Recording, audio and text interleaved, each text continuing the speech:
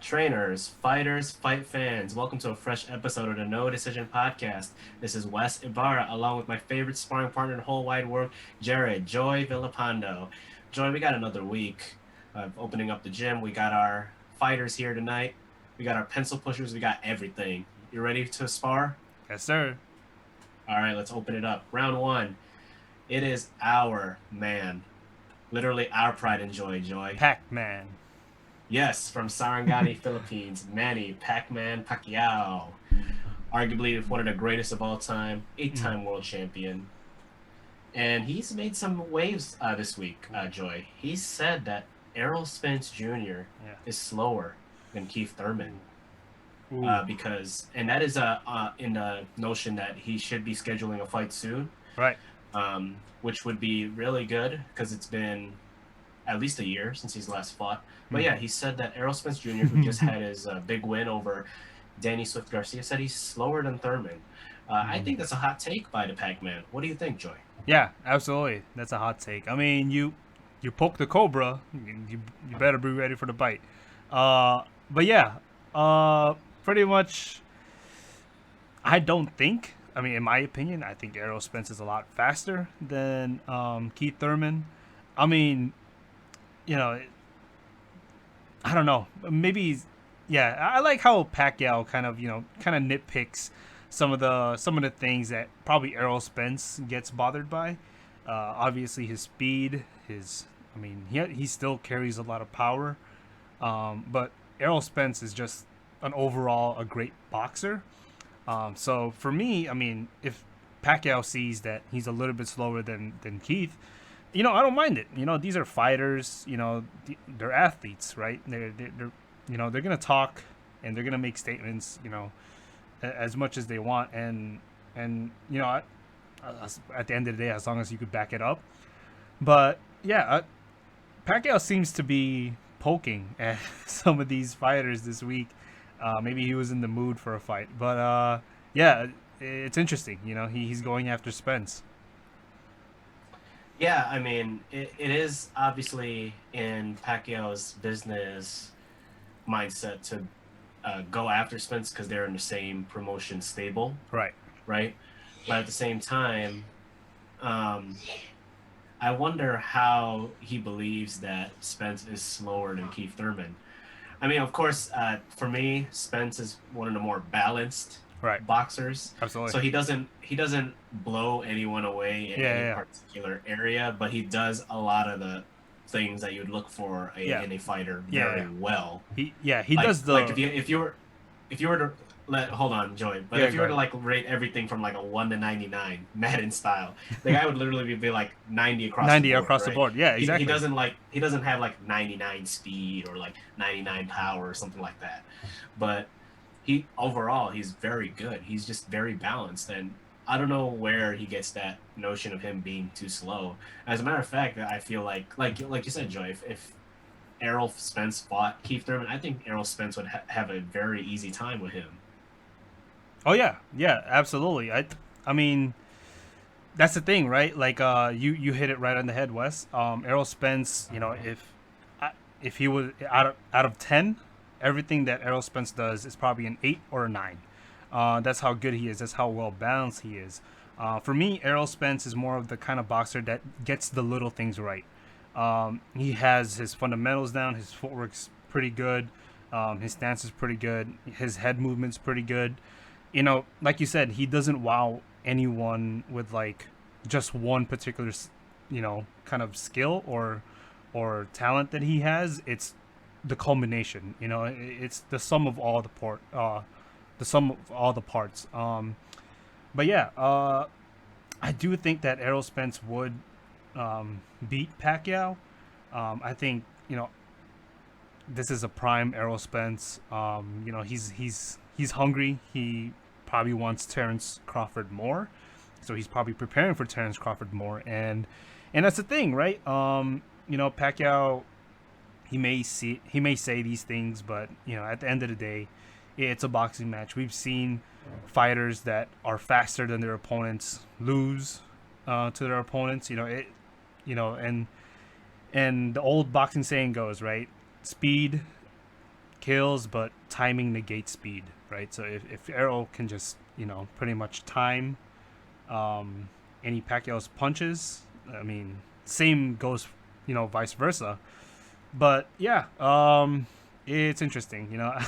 For a while I haven't seen But Pacquiao poke much fun at some of his fellow. well, I will say, Joy, before we get into round two, I will stick up for our guy and say I think if you're Errol Spence, you might wanna go for the bigger fight in Terence Crawford, Absolutely. right? Because if you ask me, sure, if Spence Jr. and Pacquiao were to be scheduled, Right. Spence Jr. would be the favorite going in, Right. but Absolutely. you could still lose. Absolutely. And it Yeah. would actually be, if you a la Keith Thurman, it would be more embarrassing to lose to Manny Pacquiao than it is to Terence Crawford. Yeah. Absolutely. Because Yeah. then it makes Manny Pacquiao look like, oh my God, when is this guy ever gonna stop? Right. Right? All right. And I want my opinions to be known here. I mean, if they ever actually got that fight scheduled, I would be on the Pacquiao side. Mm. You know, I'm still gonna stick for him no matter what, Right. win, lose, or draw. Mm. But yeah, that's the thing. I think that would be the mindset going in if you're Errol Spence Jr. That like, you know what? Because if I fight Pacquiao, losing to him would be a bigger hole in the stomach than losing to Bud. Right. And then it would be going the other way around. Like if you beat Pacquiao, it's not as the magnitude is not as high as beating Terrence Bud Crawford, Right. right? But it to each their own. Of course, on the Pacquiao side, I don't think you need Errol Spence Right. because there's he's already done so much that like okay, what's that gonna do? It's just gonna be more ring minutes, rounds, whatever. Yeah. Yeah. And generally, Errol Spence has shown a lot of respect towards Pacquiao. I mean, he shows a lot of respect towards a lot of his opponents. Mm-hmm. But yeah, I don't think there's like any kind of like animosity towards between these two. No, Nothing that would, no. yeah, nothing that would trigger a fight. So yeah, I think, I mean, I've already said my thoughts. I think Spence should go for Bud, and Bud should go for Spence. Pacquiao seems to have a lot of fighters in mind, but we gotta be realistic. Let's pick a fight that would not only be probably a good closer for an incredible career. I mean, I say that, but he's probably gonna fight a couple more times. But yeah, like yeah, that's pretty much. Yeah, I think Errol Spence is just all smokes. Errol, just focus on Bud, in my opinion. Well, it could also be something that because Pacquiao is experienced in the game, he probably sees something Right. that not even Errol Spence Jr. realizes. Mm. So you could take that as like, you know what? Maybe he's right. Maybe he's right. Maybe I should improve on this Right. or whatever. Right. Granted, speed is probably something that's harder to teach than anything else, but Yeah. that could be a hole in his game that's like, okay, how can I master this as much as I could Right. the more I get into my career? Because let's not also forget, both Terence Crawford and Spence Jr. are in their 30s. So their window of being at their prime is not going to be there much longer. Right. Exactly. So, of course, and when you're either one of those men, you want to be at the top of your game for the time that you have it. Right. So, I don't know. Take it as you will. I mean, everyone has their own conclusions, but more on Pacquiao in the next round. So, going into round two, Pacquiao looks like he's going to fight this year, Joy. Right. And it looks like, just based on what we had in the last round, Errol Spence is an option. But also, he's also on record saying he wants to fight an MMA fighter. And that MMA fighter is, no surprise, it's Conor McGregor. Conor McGregor. So, Spence McGregor, okay. What do you think about those choices, Joey? Yeah. It seems as though Pacquiao. I mean, he said he would like to experience fighting an MMA fighter. I mean, but you're not gonna get that full experience unless you fight him in an MMA or in MMA or like in an octagon. If it's a boxing match, I mean, of course, the MMA guy is going to be limited. But I think Conor McGregor is extremely open to boxing bouts. The last one he was in made him extremely rich, a lot more richer than what he would have had in UFC. So Hmm. yeah, absolutely. So man, it's tough. You know, in my opinion, I think Pacquiao should fight McGregor. I think it's a more intriguing fight, right? Like it's not like Pacquiao has to prove to McGregor that he's better. It's not that McGregor has to prove to Pacquiao that he's a better boxer. I think we can all agree that Pacquiao is a much better boxer than McGregor. At this point in their career, McGregor's probably a little bit stronger, but Pacquiao is so elusive. He's so crafty, right? He can get you in all angles, like in weird angles. If McGregor thought that Mayweather was more of a kind of a straightforward kind of boxer, utilizes his jab a little bit more and then straight right, but that's not just what Mayweather does. Pacquiao is going to be a little bit more tricky. He's going to be a little bit more elusive. He's going to be all over the place. I don't think McGregor has fought anyone like that.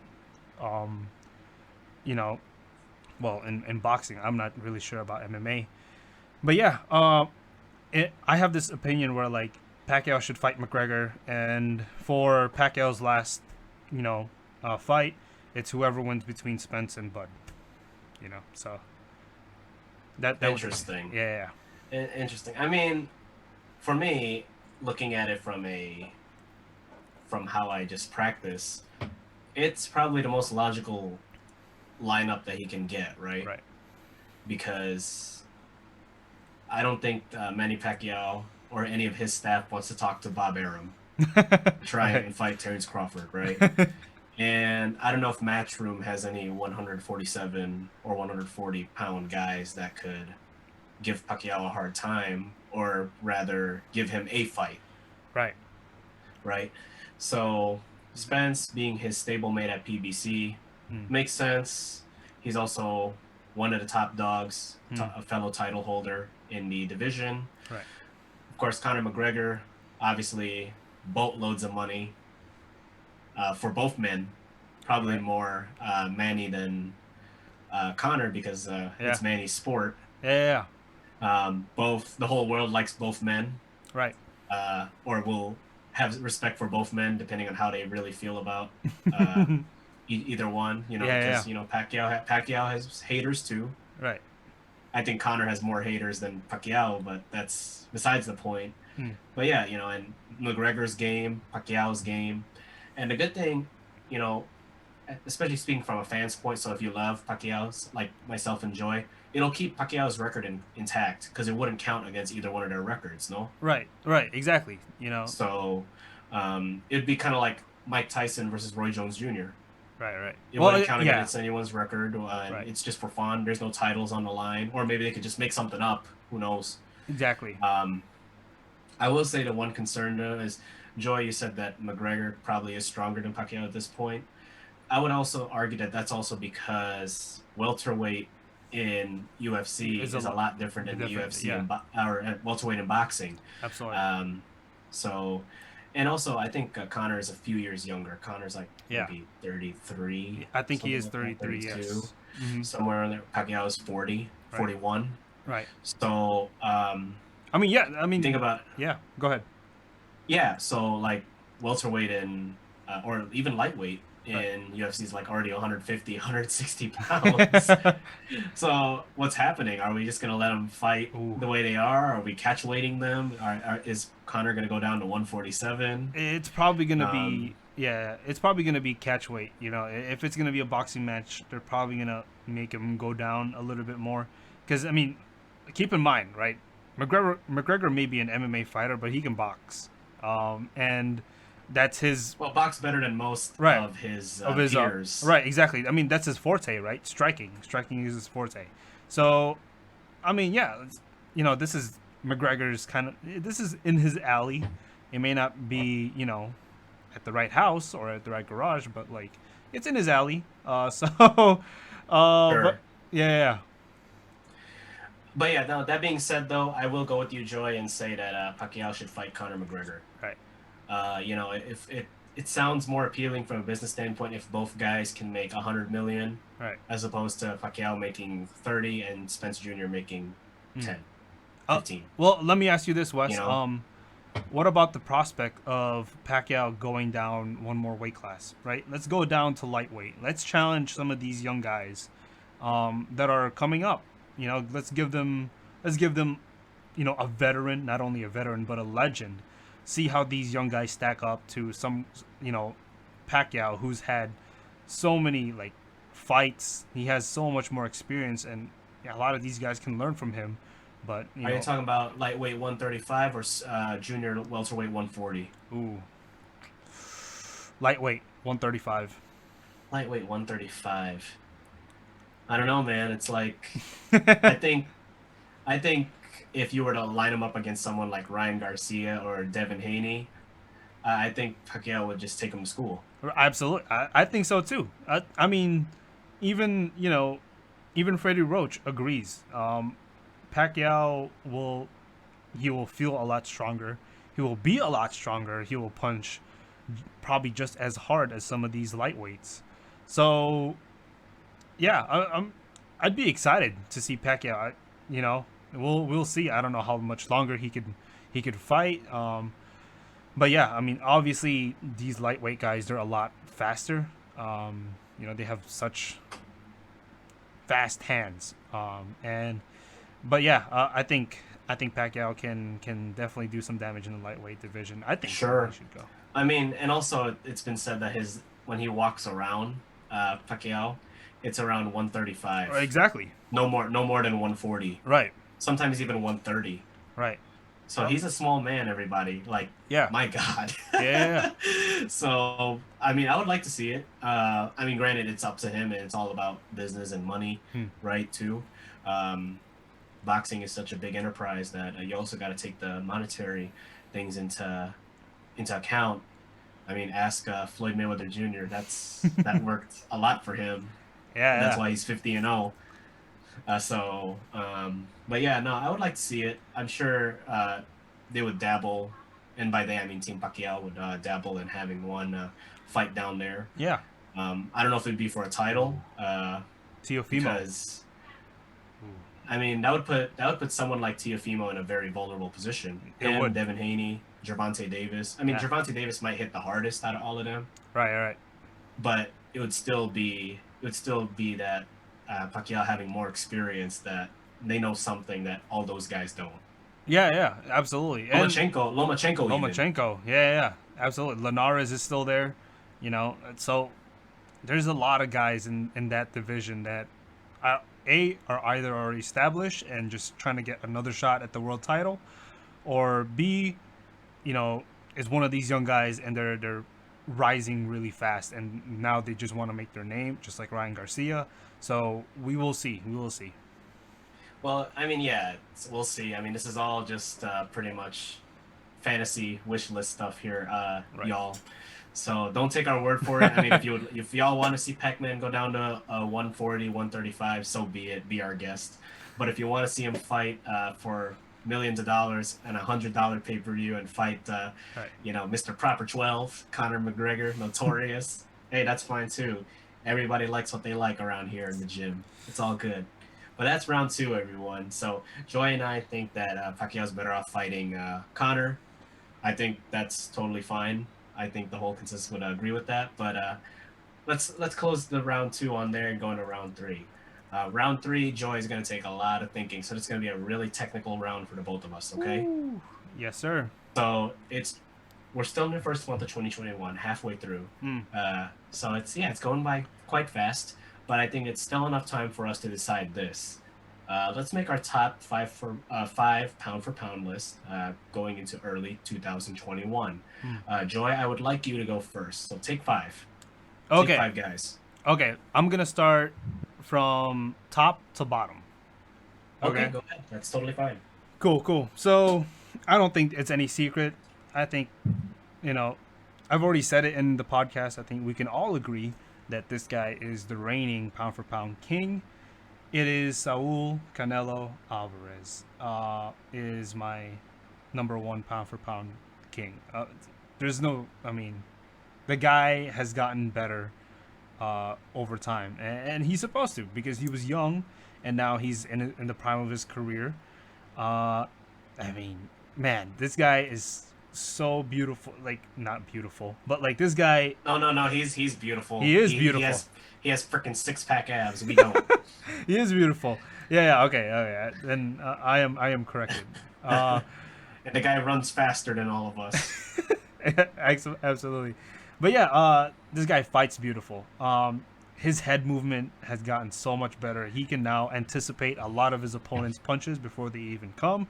A lot of only very few boxers have that skill where they kind of feel it. It's kind of like in the back of their spine where like they could feel the energy of their opponent they're about to throw. So he just kind of pulls back and then counters.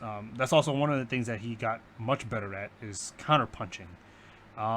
He's a little bit more of you know uh, a more strategic boxer. Well, he's more of a boxer now, but he's a boxer puncher, right? He's a boxer that carries a lot of power, and it's so incredible to see, to just watch him, just to watch him. But I am excited for the if it happens the Caleb Plant versus Canelo Alvarez. But Caleb has to go through Caleb first.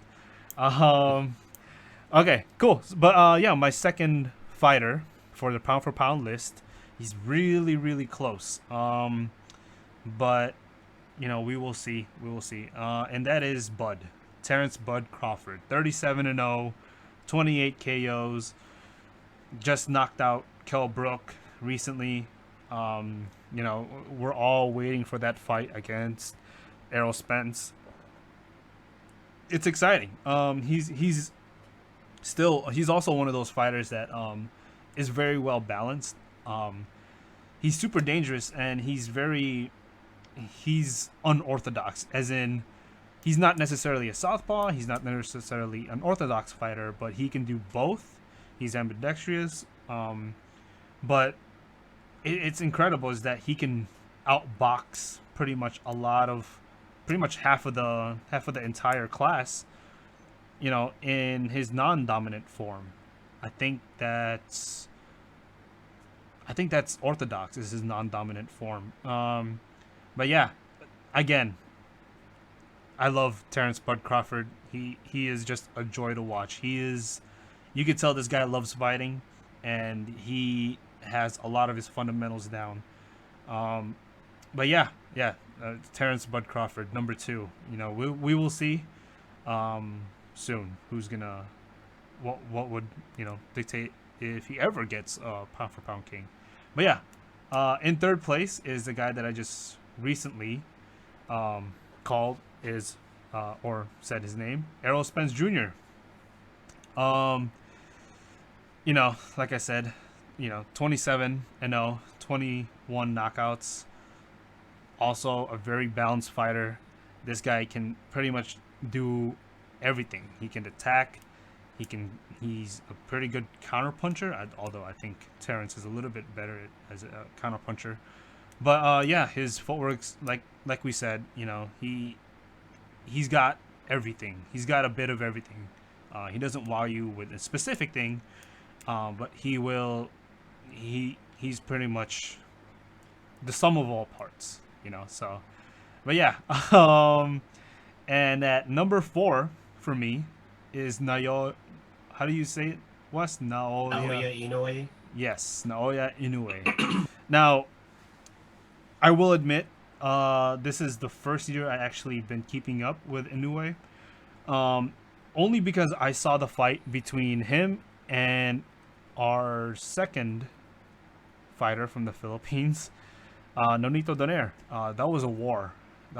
And it was definitely Nonito gave it his all, but it fell to Inoue. Inoue is also quite a complete fighter. I would like to see a little bit better defense from him. It seems as though he can dish out a lot of the punishment, but he also takes them too.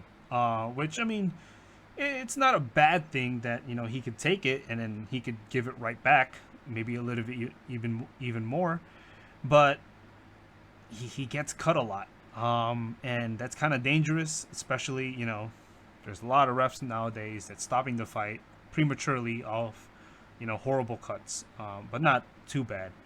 But yeah, I like Inoue. I think he's pretty complete. He is a very crafty boxer when it comes to attacking. He does use a lot of angles. He shifts a lot, and not only that, like, I mean, he could just throw like a 10 punch combination and just like that. So yeah, it's interesting. It's he's very good to watch. And my last one, this guy just came up recently, but I am picking Teofimo Lopez. Teofimo, almost the same as Inoue. I think he's got a lot of he's got a good offensive mind. He's very powerful. We know that, right? He's very strong. He's one of those. I think he lands the highest percentage of power punches of any boxer of today. So, I mean, when you land pretty much, I think it's 50, almost 50% of your power punches, you're gonna win a lot of fights. The thing about Teofimo, like I said, his defense, I would like to see a little bit more head movement. He did get caught a lot by Lomachenko, but then again, this is Lomachenko we're talking about. Guy with pretty fast hands. But yeah, Teofimo Lopez. I can't wait to see this dude's career blossom. I can't wait to see who's next to take his to try and take his crown. But yeah, super exciting, super exciting. Those are my top 5, guys. Let me know if you disagree on the comments down below. All right, Joy. Thank you so much. That's a very strong list. I'm quite I'm quite impressed, and I think you'll see a lot of similarities in mine. But I'm gonna go 5-1 here. But number 5, I have Teofimo Lopez. So much like you said, Joy, yeah, very offensive minded. Doesn't have the defense is not there yet. Yeah, but he's done enough to where he's gonna do whatever it takes to win. 50% power punch is landed. Obviously, that type of stat helped him get the unification at the lightweight division over Lomachenko, which could easily be upset of the year. Yeah. Things are looking up for him. He's still relatively young, so the future is bright for Teofimo Lopez, and he's getting all this press now, and it's well deserved. I would love to see what he does in 2021. Number 4, I want to give one to the big guys coming out of Ukraine, 18-0, 13 KOs, Alexander Usyk. Ooh, okay, wow. Now, yeah, the guy has dominated a cruiserweight, and he seems to be looking very good at heavyweight. I want to see how he does as he progresses in the heavyweight division. Can he land a Tyson Fury? Can he land a Anthony Joshua? Can he land Deontay Wilder, Alexander Povetkin? But he seems to be very, very, very, very skillful out there in the ring. He is. And, his knockout percentage is quite high, 13 out of 18. So, obviously, the power is there. He comes from the same school of thought as Lomachenko. I don't know if you noticed, Joy, but Lomachenko and Usyk launched a brand together called Lomas. Oh, I didn't know that. And yeah, so that Lomas theme that Lomachenko kept wearing, that's like a joint thing with him and Alexander Usyk. So they're representing themselves and their marketability quite well, and they're quite very skilled fighters in the ring. And I'm excited to see what he does. Of course, if he runs into my guy Anthony Joshua, I might have to change those opinions a little bit. But for now, I like what he does. Number 3, I got Teres Crawford. The guy has dominated a lightweight, junior welterweight. He has a good number. He has the WBO crown. Two stance fighter. You rarely see that these days, or at all, really. 37-0, has yet to lose. and who knows if that's going to come anytime soon or if at all. Um, what I love about Terence Crawford is that he knows when to make adjustments on the fly. Yeah, absolutely. Like the biggest example would be his most recent fight with Kell Brook. He was getting caught when he was fighting right-handed. All of a sudden, he thought, maybe let's try fighting left-handed. Let's see what happens. Right. All of a sudden, Kell Brook wasn't as effective. He ended up knocking him out. Ding dong alert. So as long as Terence Crawford can provide a two-handed game, he's going to be a problem. A very difficult puzzle for his opponents to solve. Yeah. That doesn't mean he's the perfect boxer, because there's probably no such thing. Yeah. Right? Yeah. But for now, Terence Crawford is probably one of the more craftier, one of the more smarter boxers in the game right now, if not the smartest. Yeah. Number 2, I'm going to give it to who Tim Bradley calls Japanese Manny Pacquiao. Naoya Inoue. Hey. Because Joy, oh my gosh, the guy is getting up in weight like crazy. Right. And on top of that, he's beating people. Right. Now, of course, the attributes that you said, Joy, is very reminiscent of Pacquiao. Very offensive-minded, big banger, gets hit a lot, needs to work on defense, gets cut. Much like a young Manny Pacquiao, a lot of wars, a lot of cuts, a lot of fast hands, a lot of knockouts. Absolutely. But he comes from a school of thought that's very disciplined, that's willing to go at all angles, do whatever it takes to win, use speed kills, right?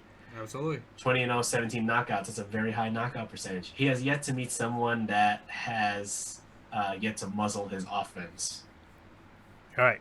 But, the similarities are there. Very fast, good footwork. Of course, boxing in that side of the world is very, very offensive-minded. Right. Yeah, very...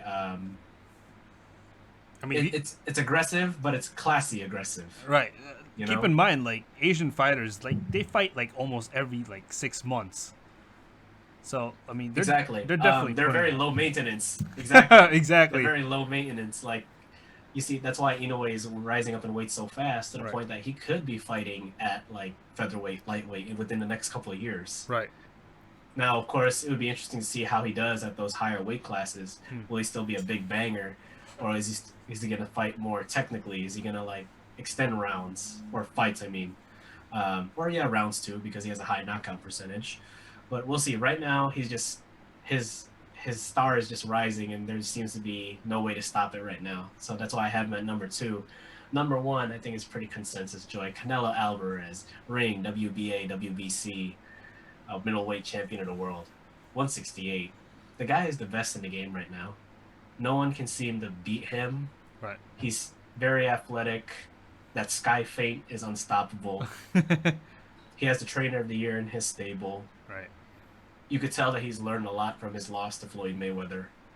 He's learned to fight smarter. He's learned to not try and go for the kill every single time. And he's also defensively sound now, too. Yeah. He's practically the perfect package. And thankfully, he's in his division at the right time, because there's a lot of people coming for his crown. Demetrius Andre, Billy Joe Saunders, Caleb Plant.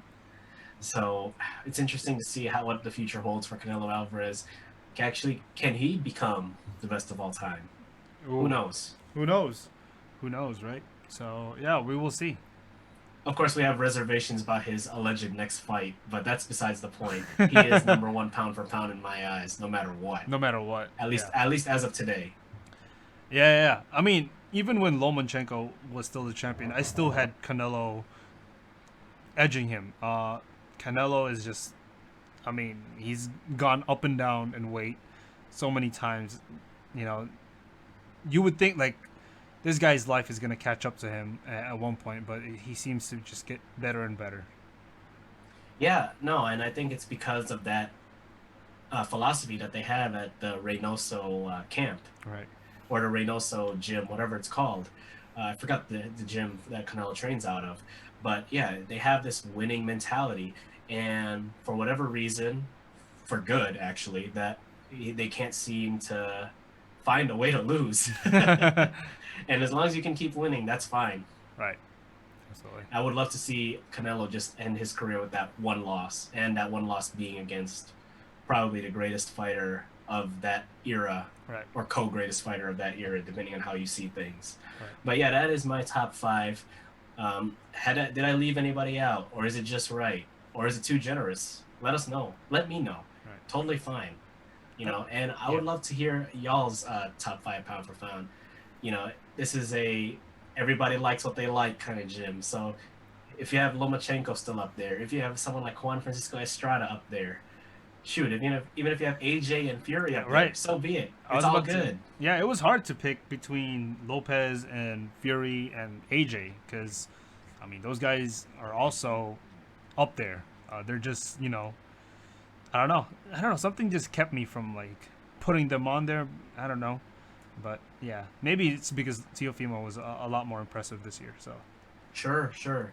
But yes, that is round three, guys. So a very technical round, a lot of thinking, a lot of omissions. Um, this is what happens when you live in an era where boxing is pretty good. You have a lot of fighters, and because we only had to pick five, there's a lot left out. But let's go to the final round, Joy. We're gonna have a fun round here. Uh, Let it all go. hmm. And this is, I think, gonna be open for a lot of debate. But everyone, I want to know, especially you, Joy, who is your favorite promotion label in the boxing world and why? It seems as though in every era of boxing there is a promotion label or a man behind the promotion label that just rises and becomes as hot as a commodity as the fighters that he has in his stable. Um, I think that's Eddie Hearn. I think that's Matchroom. Um, and that's the thing. Like for me, Matchroom came out of nowhere. I remember when Top Rank was kind of just the biggest promotion out there, and you can't really touch Bob Arum. He was that powerful. Um, and somewhere in the dark, Al Heyman is pulling all the strings. But that's kind of conspiracy. But yeah, I like Eddie Hearn. He's a guy that seems as though like he actually kind of listens to his fighters. He will try to actually make the best fights, not just ones that make him the most money. There's a lot of people that that criticize a lot of promoters that kind of just picks the fight that will make the most money for their fighters, or they will build up their young fighters, only for them to fall, and then the promotion kind of leaves them. Um, but yeah, I think Eddie is a little bit different. Of course, he is still a promoter, right? So he still has that promoter's mentality. But I think for me, he does. It does seem like he does like creating big fights, not just for the money, but for the fans. And the thing is, like, you know, I feel like he's a little bit easier to talk to. So it's a little bit easier to make deals with him when you're from another promotion label. So yeah, I think Eddie Hearn and Matchroom is probably the best promotion label right now. Yes, sir, Joy. I think we got a 10-10 round here. I'm going with Matchroom as well. Right. Not to mention, Eddie Hearn is prone to a lot of memes and internet banter based on how many things he says in interviews, whether it's in context or out of context. But you're right, Joy. He is a great promoter. He happens to get fights for his guys and gals where they can get a lot of exposure. Right. And I think a big help of that, Joy, is having that partnership with the Zone. Absolutely. Absolutely. Uh, like here in America, I don't think anyone has ever heard of Callum Smith or Luke Campbell as much, All right. or even if we go deeper, Lawrence Okoli or Right. Joshua Buatsi, right? So it's like it's crazy what the Zone has done for Metro, what Metro has done for the Zone. Right. I mean, granted, their biggest prize is Anthony Joshua, but of course, the fights that they bring, and of course, at one point they had Canelo, and Canelo seems to be doing a lot of work with Matchroom as well, and yeah, Eddie Hearn seems to have this approach where he wants to get the best fights for his brand. Right. He doesn't set anyone up for failure. At least that's not as far as we can see. Right. Um, And oh, not to mention Gennady Golovkin. He also has Gennady Golovkin. Right. But yeah, he seems to get the business done. He seems to please the fans, both comically and professionally. And yeah, to me, if there was an award for promoter of the year, I think it goes to him. Yeah, absolutely. There should be. Uh, yeah, and that's the reason why, of course, Joy, when we were younger, we thought Top Rank was the thing, right? Because they had Pacquiao. Right. But now, for me, I think Top Rank is, eh. Well, yeah, exactly. Well, you brought up a good point, Wes. This partnership with DAZN and Matchroom, it it it's incredible, right? Like we get to watch the biggest fights, and the biggest fights actually happen, which we probably could have never said when it came to Top Rank. But what I did love about Top Rank is their partnership with HBO, right? Like those guys were, I don't know. To me, a lot of people say they were a little bit biased towards some fighters. I mean, of course, we all have our biases. I Um, think yeah, if there's a we all, partnership like that, you kind of have you to kind do of have that. to be right. So exactly, like, but like those guys, Jim Lampley, um, Max Emmanuel Stewart, Kellerman. right, Max Kellerman, Michael Buffer. Those guys are like they're the guys that I grew up watching. Those are the guys when I watch Morales Barrera, the trilogy. Those are the guys that I watched pretty much almost De La Hoya's career. And so yeah, like those guys are always gonna be part of my boxing identity. So yeah, I'm glad you brought that up, Wes. I totally forgot about that. Sure. And I would also say that, of course, we got to stick up for our country too, Joy. Of course, PBC is not that far behind Right. from Matchroom, Hmm. uh, because they have Pacquiao, they have Plant, they have Spence Jr. They have a very good roster. Deontay Wilder, Right. right? So yeah, I mean, it's a big game, and but yeah, for me, Matchroom is where it's at right now. Yeah, I can't absolutely. wait to see how much work they do even further. Like, can they get the big mega heavyweight fight to happen? Right. Absolutely. And a part of me feels like Matchroom is gonna win big. Yeah, yeah. So And there was rumors out there today that Eddie Hearn is trying to whoever wins between Dillian White and Povetkin will try to make he'll try to make a fight with whoever the winner is versus um what is it? Who's his name? The Bronze Bomber. Deontay Deontay Wilder. Wilder. For some reason, I keep forgetting Deontay Wilder's name. My God, that's embarrassing. But yeah, I think it's probably gonna be Dillian White. I think he's leaning more towards Dillian White versus Deontay Wilder. Uh, it could spell the end of Dillian White's career. No, I'm just playing. We'll see. We will see. For sure. But yeah, no, I mean, that's where it's at right now. I would love to see what each brand does for 2021. So, Golden Boy, the Matchroom, Top Rank, PBC. Shoot, even the smaller ones, MP, Mayweather, Right. Triple G. like, yeah, Triple It's G. more productions Um, though. Still, Yeah. I mean, they have their own fighters, Right. you know, so it's interesting to see what's gonna happen, and yeah, I would love to see big fights being made. I know Matchroom just put out their schedule, and it looks very good. That is very good. And yeah, but can't wait. But like I said, even though in boxing there's a winner and a loser, there's going to be someone that's going to stay undefeated, and that's us, the fans. Why? We get to talk about it on a place like this every week, or even every day if you're the boxing diehard. But yeah, let us know what your favorite Yeah. promotion label is and why. Is it Matchroom? Is it Top Rank? Is it Golden Boy? Or PBC? Or is it even the smaller ones? Either way, let us know. There's no right or wrong answer here. Right. Everyone likes what they like. So, Joy, that's the end of our sparring session tonight. I had a fun time making the Yeah. rounds with you Yeah. Thank and you so everybody much. else that showed up to the gym tonight. Is there anything you want to get out there before we close it up? No, pretty much. I should have plugged in the Dillian White versus Povetkin, but yeah. I mean, I definitely want to see that rematch. It was a pretty good fight. So coming up.